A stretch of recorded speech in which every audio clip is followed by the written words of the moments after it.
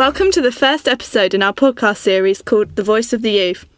This series has been put together by a group of 5 diverse young people across Buckinghamshire. We started this podcast as a project for Takeover Day, which is a national initiative encouraging young people to get involved in making decisions that directly affect them. Youth Takeover Day is our opportunity to get our voices heard with the hope of making a difference. Over this series, we will discuss a wide range of topics that affect us and everyone around us. Some of the things we will discuss include healthcare, politics, education and other subjects which are important to us as young people.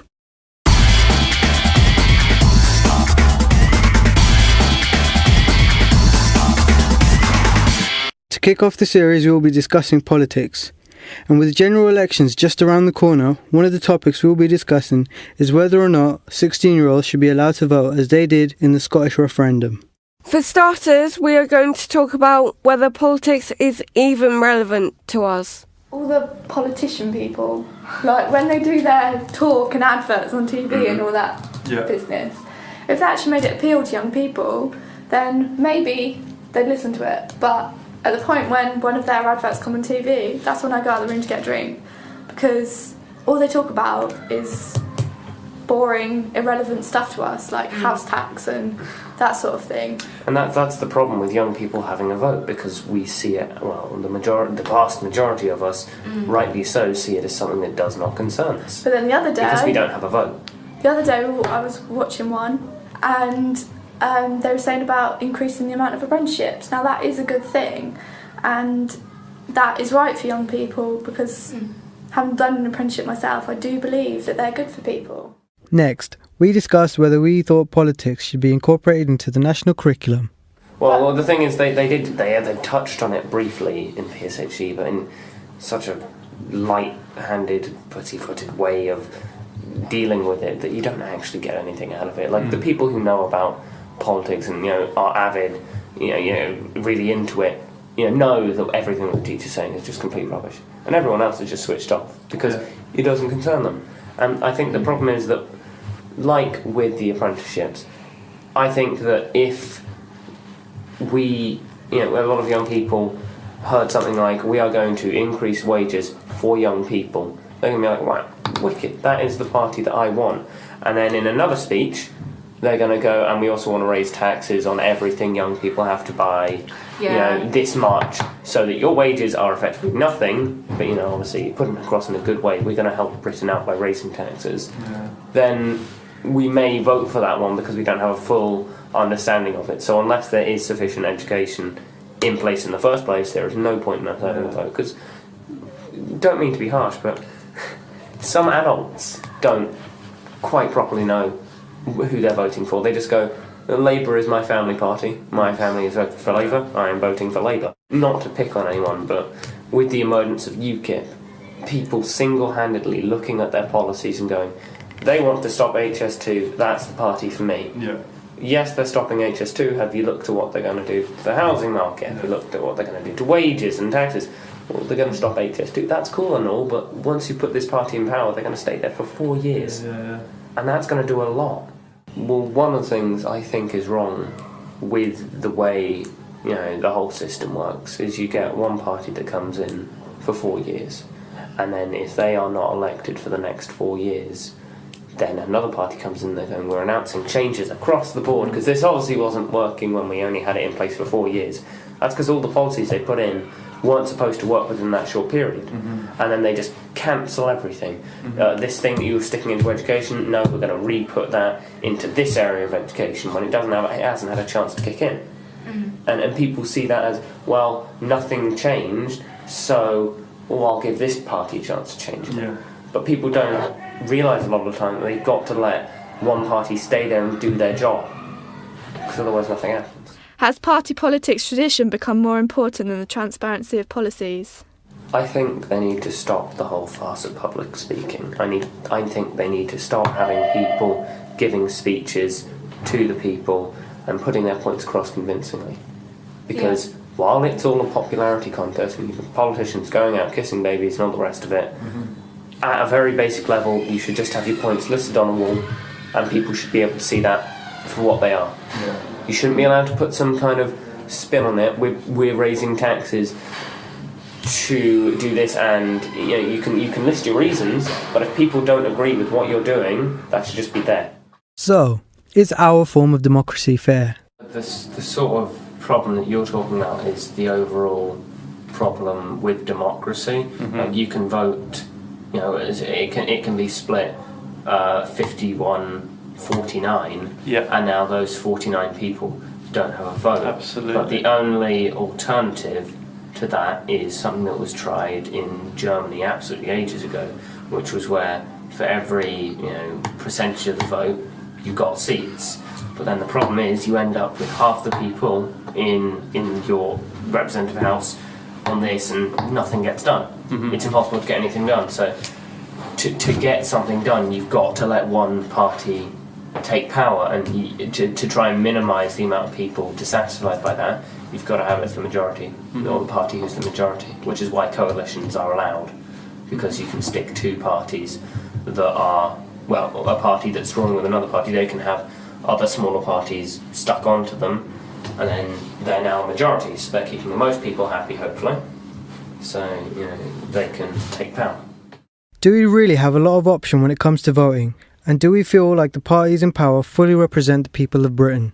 I think they make everyone feel like they're being, like the amount of people that say, yeah, I'm voting for UKIP now, because they agree with one or two policies, but they don't really know about any of them. But are they representing young people? Well, young people I'm are not really sure. I like to think technically I'm a into small politics, percentage. but when I hear other people talk Yeah, about but then it, the I just future. realise how stupid I sound.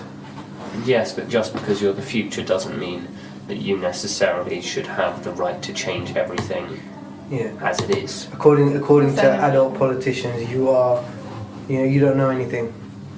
As a young person, you don't know anything. I'm not gonna. Your opinion has no value because you don't know what you're talking about.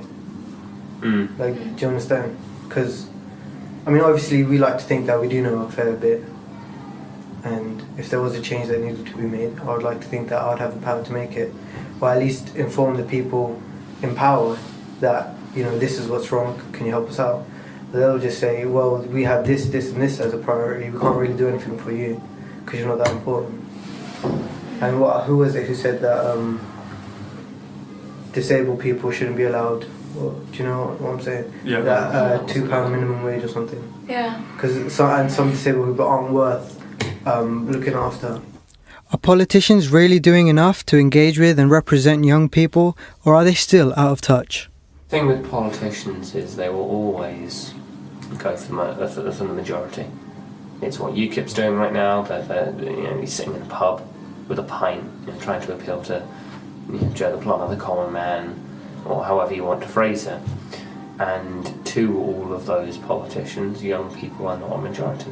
They're not worthwhile appealing to. They can't vote, and even if you take the 18-year-olds, well, how many times have you seen a politician try and bring some form of technology into their speech, or talk about something that's recent, and everyone just goes, oh, they're just pandering. Oh, they're just trying to be modern. Well, unless you start reducing the age of politicians so they know what's going on, then they're always going to be behind because they're older than us. So saying that I'm not saying that young people shouldn't be represented in some way. We've got a youth parliament, that doesn't really work that well. I'm just saying that there's no point in saying that young people aren't getting represented when you've got a system that is based around having to not represent people. It's got to not represent some people for the system to work. And just because young people happen to be the group that, to be honest, is the least informed. On the vast majority, we don't have the life experience of most people. We may read up a bit, but not to the extent of other people who have experienced what these politics have done to them and affected them in their working life. We're relatively sheltered on the whole in terms of that. So basically, we are the least educated group and the least informed group about that. And whether that's something that needs to be changed, then you can argue about that. But at the moment, I don't think there's any point in young people having a vote or politicians appealing to young people. As part of our Voice of Youth podcast, we had the opportunity to meet with a local MP, David Liddington, to discuss matters including the right for 16-year-olds to vote. I'm not persuaded by that.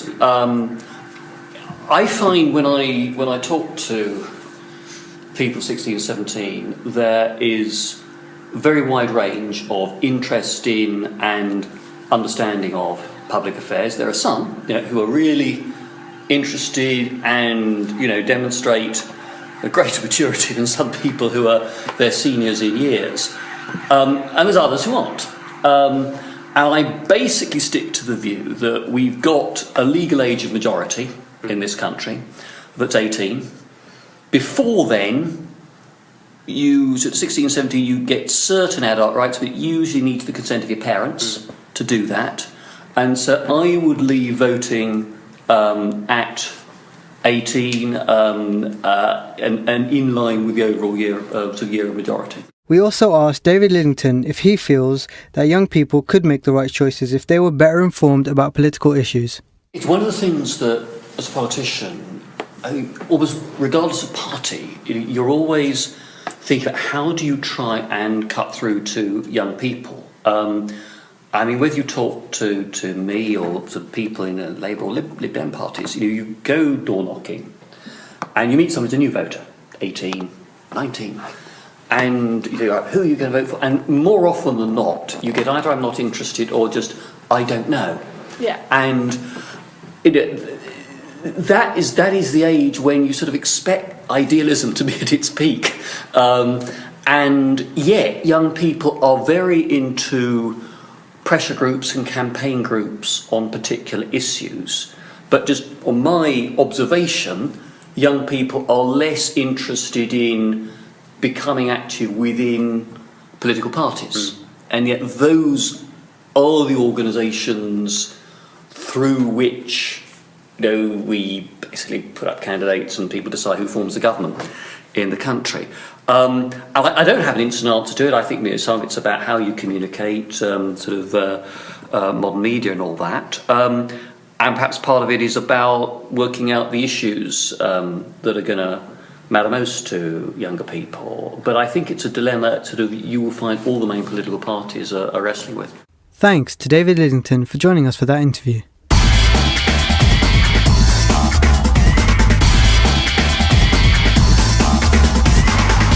Thanks for listening to the first instalment of our Voice of Youth podcast series.